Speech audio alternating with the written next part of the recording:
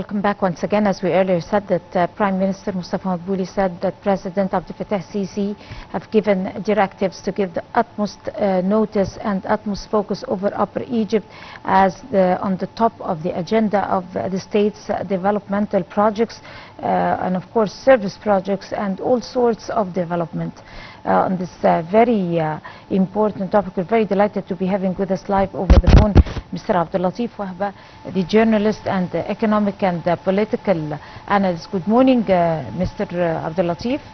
Good morning, yeah. How are you doing? Fine. Exactly how do you assess the President's keenness on putting Upper Egypt on top of developmental projects of Egypt? As you know, that Prime Minister Dr. Mustafa Madbouli visited many times the Upper Egypt provinces, and this comes upon the directions of President Abdul Fattah Sisi. Of course, his visit aims at developing the progress of the main projects in Upper Egypt, especially in the main infrastructures, and also how to support the people according to the President Abdul Fattah Sisi initiatives,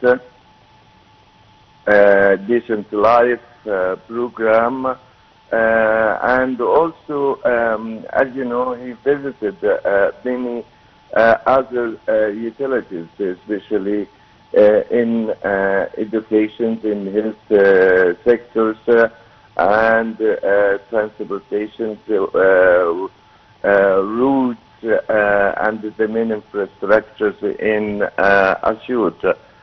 At the same time, we have to notice, or we have to say just now that, as you know, that the current fiscal year reached to the last quarter, and at the same time you have to evaluate and compare what the main projects implemented in Upper Egypt, in Asyut province, and compare it with the allocations, financial allocations in the current budget. This is, of course, also is an important point because you allocated the financial or the financial package for the province and its projects to be implemented during the current fiscal year. Right. The Prime Minister even stated further to say that he highlighted that Upper Egypt Governorate, according to President Abdul Fattah Sisi's vision, receives significant attention from his, the head of state, because Upper Egypt and its youth are a very powerful source for the driving force for development for the future, and that's why he's putting them at the forefront for national development. How do you assess the youth in Upper Egypt and citizens in Upper Egypt, as a community, as a driving force for development and all that? It is an important point, as you know, that during the last decades before the Egyptian revolutions, Upper Egypt and all provinces in Upper Egypt were suffered from the lack of investment and also the economic projects that can contain the uses, the university graduates, and so on. This is, of course, during the directions of President Abdul al-Sisi, the cabinet and also the economic ministries endorsed many incentives for the foreign direct investments in Upper Egypt, and also for the Arab and the Egyptian investors who established their projects in Upper Egypt. You know that in Nile Valley and the north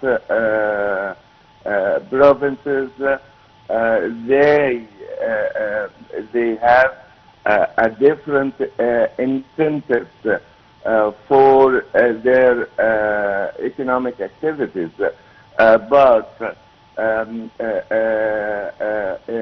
the cabinet intended to increase these incentives according to the draft they adopted in Parliament and in the cabinet itself, to present more incentives for the foreign investors in Upper Egypt, to encourage them, and at the same time to establish many economic projects that can play an important role in decreasing the unemployment rate in Upper Egypt, and to improve the standard of life at the same time in Upper Egypt, and also supported the poverty or the places suffered from the lackness and from poverty and so on. And this, of course, comes due to surveys by the governors of Upper Egypt provinces, and according to the planning ministry survey also for the services presented in Upper Egypt. Right. How does the reconstruction of modern Egyptian state relate to the development of Upper Egypt? Yeah, of course, as you know that now we have an economic activities in all the Egyptian provinces, especially in especially in the north and also Nile Valley and so on. But when you extend this activities to Upper Egypt, it means that you are improving standard of life in Upper Egypt. You know that many international